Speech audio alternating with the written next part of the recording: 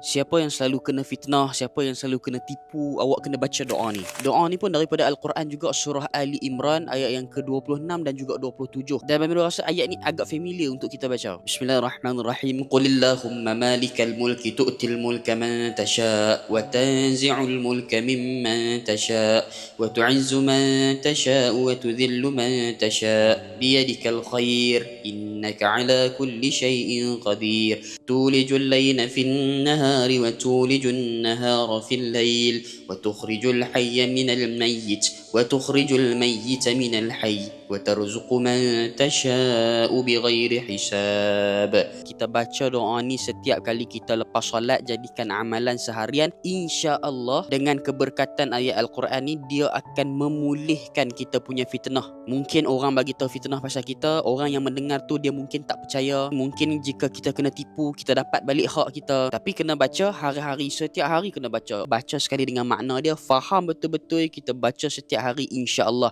Yang mana orang fitnah kita, yang mana orang tipu kita, kita akan elok balik. Allah akan pelihara kita. Selamat beramal. Assalamualaikum.